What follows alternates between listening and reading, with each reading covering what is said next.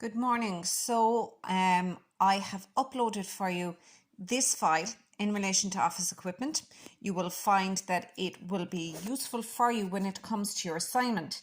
So I am also going to upload for you, send on to you, let me think, they're quite large, so I'll see how I can get them up and I'll email them to you and exactly the method I've used to upload them, possibly up onto Moodle. This has already gone up onto Moodle. This is a Word document which outlines for you the typical office equipment, the general office equipment that are used. So we're talking about computers or office equipment, printers, scanners, telephones, faxes, filing equipment and shredders. So what I've done here is the typical office equipment that we can use.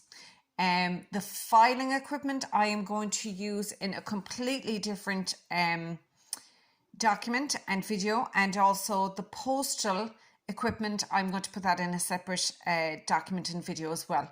So with this one, what I've discussed is the photocopier. So what it will do is it will make copies, it will make duplicates, it will make visual images from your photocopier. They can range in size from a desktop photocopier.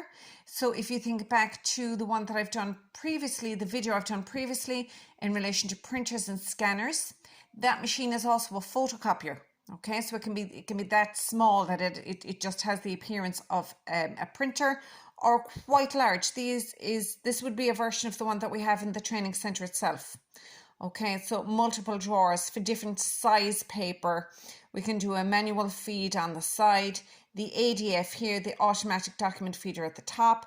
We have the control panel here, same as we do in the training center. So it's an LCD screen that is a touch panel. You also can have ones that are touch panel and number pad. And here is where it is going to group and sort, if that's what you need done, your output here. Generally on wheels, so they can be wheeled around as well. They should be close to an electrical supply, and also with those they can be networked. So all of the classrooms are also networked. Some of the instructors' classrooms are networked, that this can also be used as a printer if it's extremely large volumes. We can do it through the photocopier rather than just the printer. So here we can print, we can scan, we can fax using the photocopier as well. There are multifunctional devices, okay? So meaning it can be a printer, a scanner and a photocopier. The typical, number selector, you set the number of copies that you require. Maybe it's 1, maybe it's 200. We have various paper drawers, so you can choose to have it in A3, A4, etc. The ADF, as I said at the top, the automatic document feeder. It will have a duplex feature, okay? So double-sided. So instead of wasting 2 pages, we use 1 page and it will print to both sides. It can sort and staple in some instances. It can automatically group them for you. Okay, so some are placed here and then some are here, so it will be grouped so that it's easy for you to take them apart. And we also have a zoom facility, so if something needs to be enlarged for someone, perhaps they have a visual impairment and we need to zoom it in for that.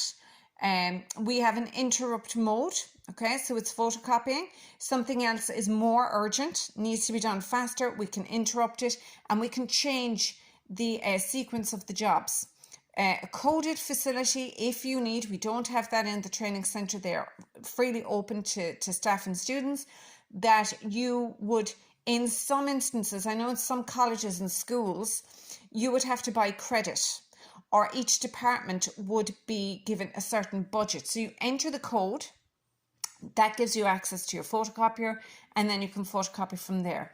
Your control panel will show you any problems that it's encountering through the diagnostic display. So in using the photocopier, with the video that I made earlier, I would have stressed remove any staples, because what happens is it will scratch the glass and all of those scratches will come out as faint black dirty lines when you're doing your photocopies.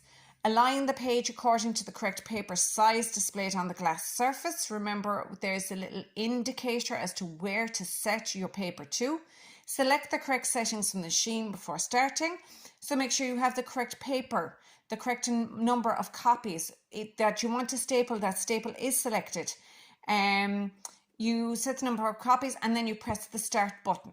What I would suggest also is that you do a trial run. So if it's 200 copies you need to do, you do the one first to make sure it's perfectly perfect, and then you go ahead and you do your full range of photocopying.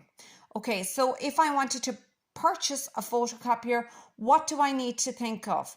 Anytime I'm purchasing anything, I try to keep my thought process as simple as possible. So for example, if I were to buy even a toaster, budget, okay, how much money do I have to spend on my toaster? Okay, so how much money do I have? The cost. So for me to run this toaster, do I need any extra equipment to go with it? So here, servicing, delivery, typical running cost, training required to operate it. Is that minimum or maximum? Requirements, what functions are required? Do I want it to just toast on one side, on both sides? Do I want it to also toast croissants? Volume and frequency of use. How often is this going to be used? So should I have a 2-slot toaster or a 4-slot toaster? The size, will it fit on my countertop? Do I have space for it on my countertop? How noisy is it going to be? How distracting is it going to be? And how long will this last? Okay, that's all got to do with my photocopier. Look at my toaster. So let's look at the photocopier. Budget allocated, the costs, the requirements, the volume and frequency, the size, the noise, the durability. So try to keep all of these in mind and keep them quite small. Okay. When we go down here to see our binders, there are 3 types of binders. And again, I have videos that I want to send you in relation to those. The first is the spiral binder. This is the one that is available in the classroom. So this is the typical view that you will have of a spiral binder. Okay. Again, lots of videos for you. I think I've maybe 2 in relation to this that will be sent on to you. So what happens? We will enter in our paper here, pull down our lever. That will punch holes. Okay. So the paper comes out and we flip it and we will put it in here. Okay. We will have the binder already placed in there so that when we let this lever go, it will claw into the holes and it will hold it together for you in a spiral binder. So that's manual, okay? That's a manual operated. It's you pulling the lever down, placing the paper in, placing the coil in, and then it will all come together. We then also have a velo binder, okay? So a velo binder punches holes along the side of the pages, so it's quite similar to the spiral binder, but the spiral binder will coil around, whereas what happens with this, it has these spikes, we'll call them, okay? So you insert the velo binder strips, okay? So they're 2-part, okay? See, there's 2 there, okay? And the document is bound so it can be opened and reopened. This spiral binder, again, we can put the coils in, the spirals in and open them up. So these can be reused again. The next binder that we have is a thermal binder. A thermal binder is heated, okay? So it operates by melting the glue with the heat on the inside spine of the cover. Okay, so you're going to get your cover, okay, which is a plastic cover. You're going to put in your pages. You're going to place that on the thermal binder. You will see it's red, and when it's red, it's good to go. Okay, so you pop it in, it will heat it, it will bind it. You'll take it out, and you'll place it somewhere safe so that it can cool down and complete the binding process. This is very, very, very difficult to take apart. The other 2 manual ones are much easier to take apart. This one here, much difficult to get through the glue. You actually will never reuse anything that is in that unless you get a guillotine and cut it across. So moving on to the guillotine. A guillotine is used to cut paper, cards and etc. to the correct size. Okay, this will give you the measurements of the size of the paper that you have, and this is the guillotine. So this is a very sharp blade. So the blade is moved upright. The pages are positioned on the paper size required, And then when you are ready, the pages will be clamped down. And when they are clamped down, you will move the blade down and it will cut the paper to the exact size. So if you want to keep everything that you've photocopied and guillotined and bind and the whole lot, and then you decide you want to laminate something, we've already looked at the video with the laminator. So what we looked at was the pouch laminator. Okay, so a laminating machine places a transparent plastic durable cover over paper and cards. So we've seen that. We've seen how the lighting will change to let you know it's ready to go. So you put your information into the pouch and then you're going to feed it through. It's going to heat it, it's going to laminate it, and it's going to vacuum pack it in. So it comes out with a clear plastic overlay. We then have roll laminators. Now these are much more expensive and would be much larger. With the roll, you have a roll of laminate at the top and a roll of laminate at the bottom. They heat and then you'll feed it through. Okay, cut it off at the back and then cool this down. Okay, so you're going to more widely see the pouch laminators because these they're quite good for the price that you pay for them. This is extremely expensive. Okay, expensive to buy, expensive to get the supplies. Okay, so therefore that would be a better option if you were to set up a home office. Okay, label maker. A machine used to create self-adhesive explanatory labels for shelves, folders and letter trays.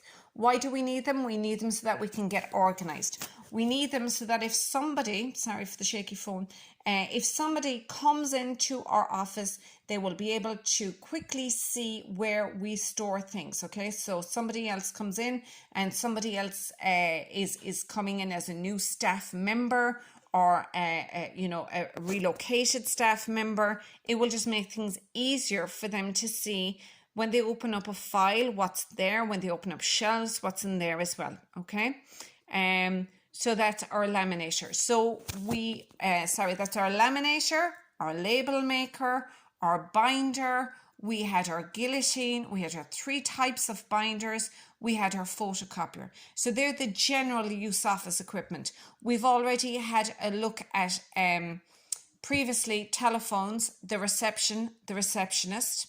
Okay, we need to do filing equipment. We need to do postal equipment as well. So the next thing I'm going to go on to is the office function and the layout of the office. I have a PowerPoint slideshow then that brings all of that together for you. And then after that, what I want to do is go on to workplace legislation, employment legislation and employee welfare, GDPR, and combine that up then with the filing equipment and the postroom equipment, keeping personal data safe. Thanks so much.